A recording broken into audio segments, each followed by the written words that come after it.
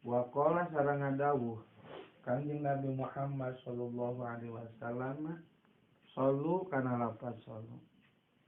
Sallu kudu midamel salat sarajeun kabeh. Kama ra'aitumuni. Kama ra'aitumuni seperti yen seperti yen naringali aranjeun kabeh ka kami usolli kana salat kami. Saur Kanjeng Nabi sok sarolat aranjeun kabeh.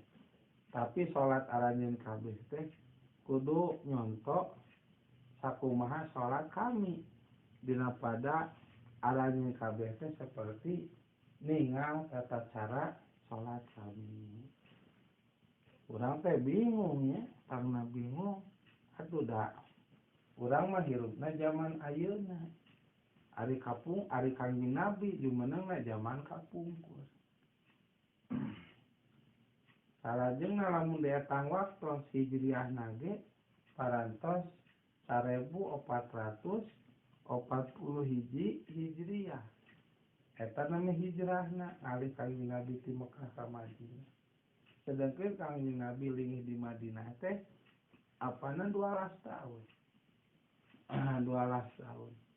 Da dongeng saum oge nalika Kanjeng Nabi lingih di Madinah sataun mah tacan diwajibkeun ngalaksanakeun saum Ramadan.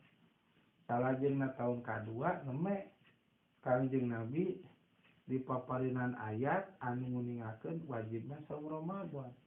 Nyaeta ya ayyuhalladzina amanu kutiba alaikumusiyam kama kutiba alal ladzina min qablikum la'allakum tattaqun.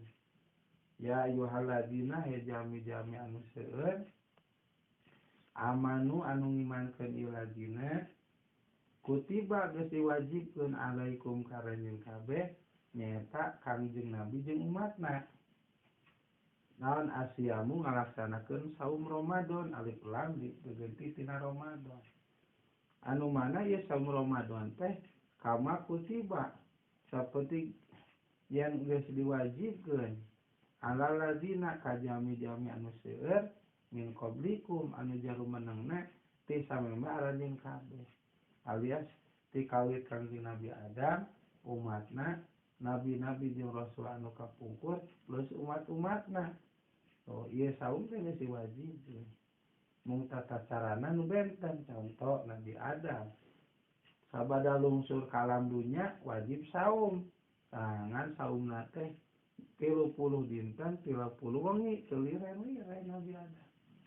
Tuh taiwati Kanjeng Nabi Muhammad jeung umatna anu ibadah saum ungkul siang bari aya pelaturan-pelaturanana.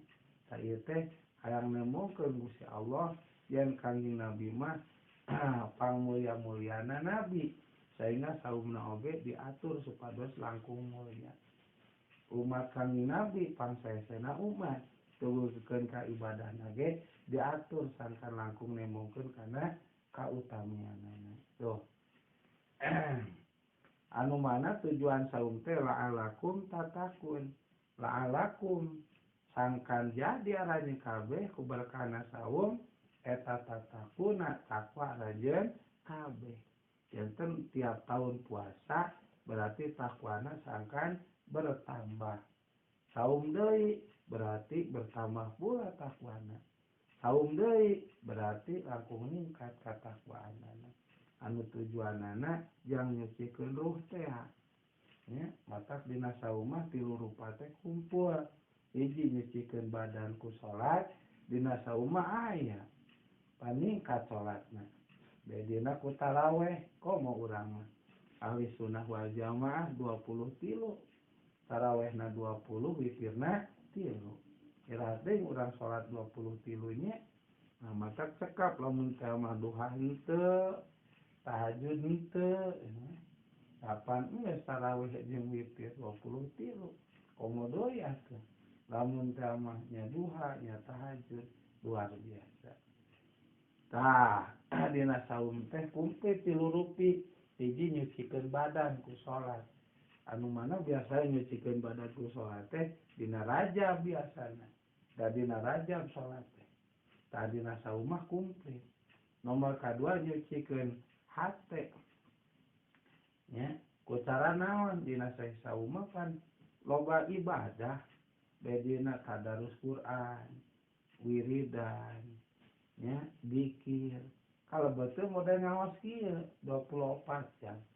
Sabaraha jam liren oge. Paseuseurna pan ngawas. Pan hari ngawas mah. Urang teh terhindar tina dosa-dosa nu berhubungan jeung hate.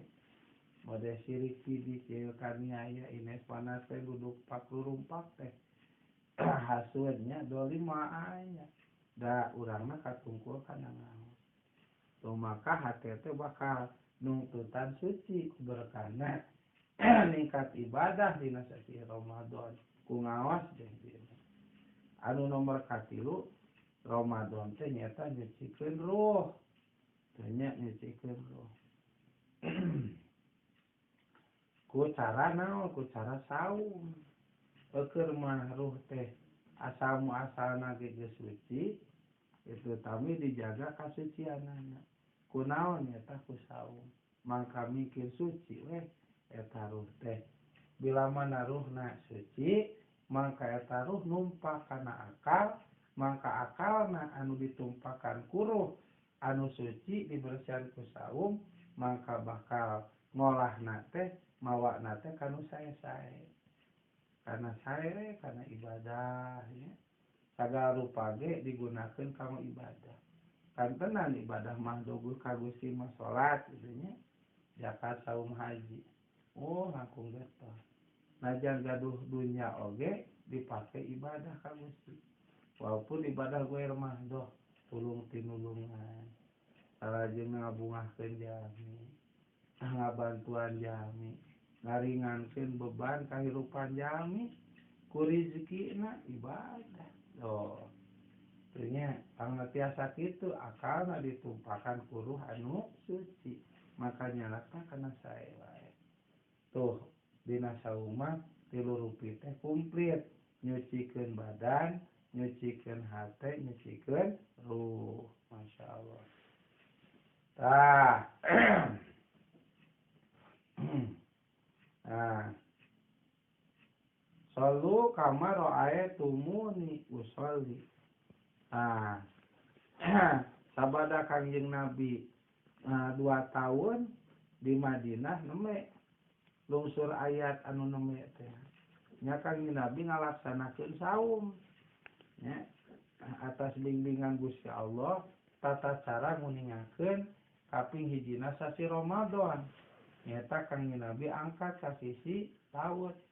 Terus naik karena karang nupang luhurna. Terus Kangjeng Nabi ningali karena peredaran bulan jeung matahari. Ya, kalawan kakawasan Allah da Kangjeng Nabi manu kagungan sagala rupana yang ditangtoskeun kaping hiji sasi Ramadan dina tahun kedua sabada hijrah Kangjeng Nabi. Saumlah Kangjeng Nabi. Jeung umatna nyata 30 dinten. 30 dinten. Sasasih gitu.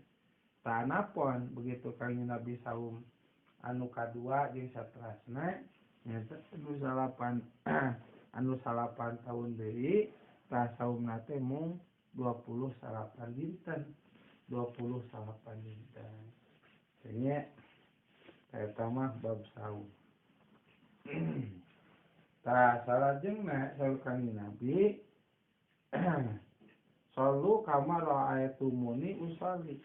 Tanapun kewajiban salat mah nyata Kangjeng Nabi satasa ngalih di Mekah ka Madinah. Janten satahun deui Kangjeng Nabi ngalih di Mekah ka Madinah, Kangjeng Nabi geus diwajibkeun ngalaksanakeun salat. Ngawitanana lohor henteu enjing-enjing. Sabab ilmu anu berhubungan jeung salatna taacan dipaparinkeun ku Allah. Neme dipaparinkeun teh kewajiban ngalaksanakeun salatna ilmuna taacan. Nya menjelang lohor ilmuna dipaparinkeun ku Allah lewat dititipkeun ka malaikat Jibril. Allah teh miwarang malaikat Jibril nguningakeun ngadugikeun ilmu salat. Eta sanes berarti malaikat Jibril ngaguruan Kangjeng Nabi sanes. Da malaikat Jibril mah gawena tukang maparikeun wahyu ti Allah. Cek Allah Jibril bikeun ieu ilmu salat ka Muhammad. Nah, dipaparinkeun ku malaikat Jibril. Waktosna nyata menjelang lohor. Maka Kangjeng Nabi dinten Senin ya, ngawitanlah ngalaksanakeun salat lohor dibarengan jeung ilmuna.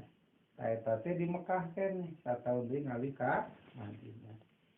Tah salat Kangjeng Nabi teh ya, salat Kangjeng Nabi berarti lamun datang ayeuna ena 1440 Hijriah tambah sataun jadi 1442 Hijriah. Urang pan zaman ayeuna hirupna. Kangjeng Nabi zaman kapungkur. Kari-kari urang kudu salat seperti ceplesan salat Kangjeng Nabi. Pan urang tengah zamanan teu ninggal kumaha keahlian salat Kangjeng Nabi ti kawit gerak-gerikna, doa-doana jeung sajadah terang. Tapi urang diparentah kudu salat seperti urang salat teh nempo contoh salat di Kangjeng Nabi. Tah kumaha tuh urang hayang salat seperti ceplesan salatna Kangjeng Nabi. Tata kajadi urang kudu kagungan ilmu fikih. Anu eta ilmu fikih teh ti guru, anu eta guru teh gaduh silsilah ilmu fikihna. Nah, anu eta silsilah teh nyambung menyambung antara ti guru fikih urang ka guruna. Guru ka guruna, guru ka guruna teras tasalsul sambung menyambung berantai-rantai anu terakhirna nyambung ka Kangjeng Nabi. Tapi Kangjeng Nabi teh salatna Kangjeng Nabi teh praktekna aos-aosanana teh karekam tah. Nah, ku guru-guruna tah tuluy patalepa dugikeun lah ka urang. Tah urang ngalaksanakeun salat teh nyata gambaran ti guru. Anu guru teh gambaran ti guruna. Guruna gambaran ti guruna. Guruna gambaran ti guruna. Guruna deui gambaran ti guruna teras kaluhur terakhirna nyata gambaran ti Kangjeng Nabi. Tah ku silsilah kapenakna salat Kangjeng Nabi kumaha. Maka khusus dina salat ulama ahli fikih kalebah bab salat mah sok praktekkeun ti kawit nyaeta wuduna teras naik kana salatna praktek salatna jeung sajabana dipraktekkeun. Anu eta guru mraktekkeun salat teh daya kajabi hasil paningalna eta guru tinu janten guruna tinu janten guruna nyambung ka Rasulullah itunya. Nah, sangkan jadi salat urang teh nyata shollu kama ra'aitumuni usolli gitu. Nah, iya mata krawasna salat aya sanad guru teh di dieu teh. Nah, kumaha rawasna teh? Lamun teh mah aya salah dianggapna kasalahan, aya guru, aya sanad, aya silsilah. Kan tenar rasna mah lipat ganda ganjaranna. Nah, benten jeung jalma anu salat tanpa guru. Gitunya tuturuti kitu. Tuturut muning. Itu alim ngaguru mah bab salat. Tapi salat mah hoyong. Gerakna teh tuturuti turut muning. Tah, alias kira-kira teh dilelebah. Mangka nu kitu mah benerna disebut kabeneran, salahna siksaeun. Kusa benerna kabeneran taya ganjaran. Da kusa ninggalkeun ngaji. Saterasa salah siksaeun, bungana teu ngaji. Tuh kitunya mata palingan cek dihanapnya aya hadis sarena jam anu ngarti itu leuwih dipikasieun. Akibatan 1000 jami tukang ibadah tanpa ilmu. Oh, masya Allah. Iyalah mata kurang wajib ngose yang nyuparkeun kewajiban pan urang tukang ibadah ari aya guru mah bok pilih ibadah teh salah sugan kasebut kasalahan komo bener mah supaya ngajadikeun jeung ganjaran beda jeung teu gaduh guru beda jeung teu ngaos salahna oge siksaeun benerna kasalahan benerna kabeneran siksaeun keneh naudzubillah